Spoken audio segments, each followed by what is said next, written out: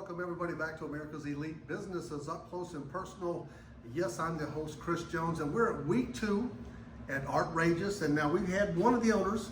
On week 1, we had Tina. Now we've got her other half. He says he's the boss. We'll talk about that momentarily. We have Chip and Tina, the owners of Artrageous. Week 2, as we said, we're going to talk to Chip and Tina a little bit, but we've got some exciting stuff to talk as we follow here. But Chip, good to finally get you into the fold. I'm glad I was able to make this one. Tina, I want to talk, if I may, very quickly here, of Chip's role.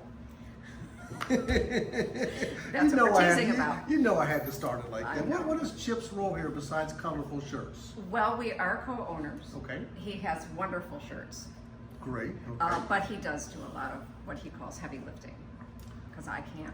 Boxes and stuff. Boxes and Mindless lifting. right. But I will tell you, he is a wonderful fused glass artist. Okay, great. Now this, if I remember correctly, Artrageous, this is your 5th year, is that correct? Correct. Okay, now what made you guys 5 years ago, because I know Chip on the side, you have a full-time job, a very, very quality job, you know, and this became a great job hobby for both you guys. What prompted you guys 5 years ago to put this together? Well, I wouldn't say that it's a hobby. Okay.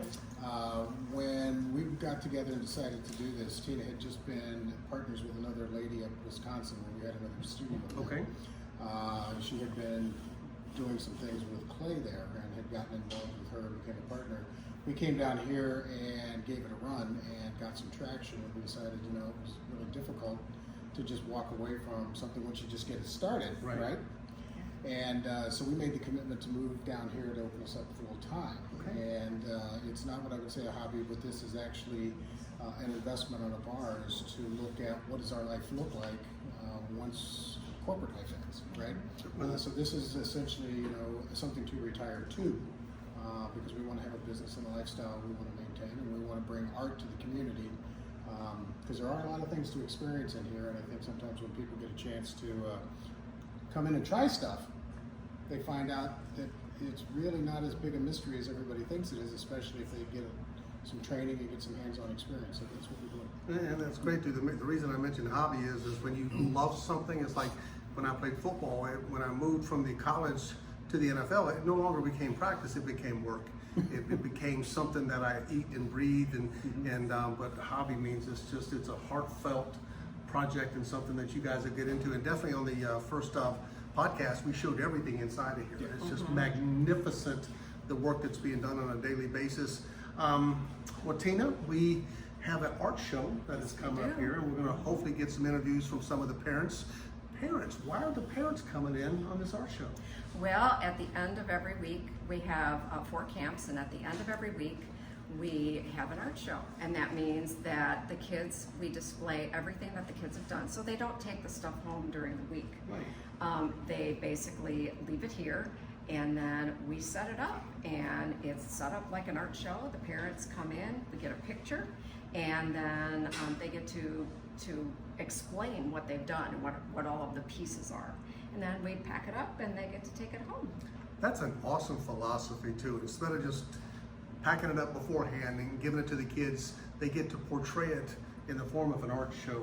And I think that's one of the neat things and I know you do a lot of events here, actually 8 camps, and she'll talk a little bit about that, but there's such a great strategy that you have behind everything. You know, you have quality people that work, you have a wonderful place here, and the art show, we're really excited to be able to meet some of the parents. Wait till you see the kids' faces.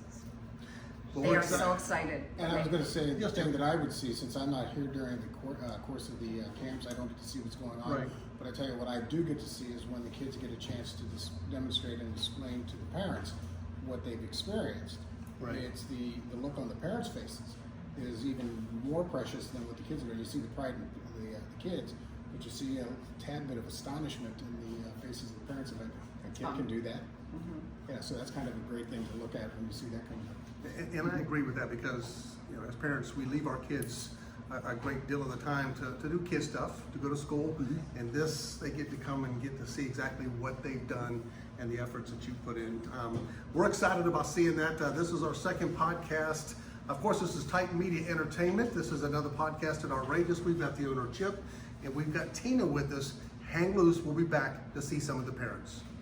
Well, we have Addison with us today, and we're at Artrageous. And apparently there was an art show today. I seen your parents here. Can you tell us a little bit about some of your artwork? Well, that was kind of hard to make Okay. because of the dots and there it wasn't splattering a lot. Okay. Which one was easy? Which one? This.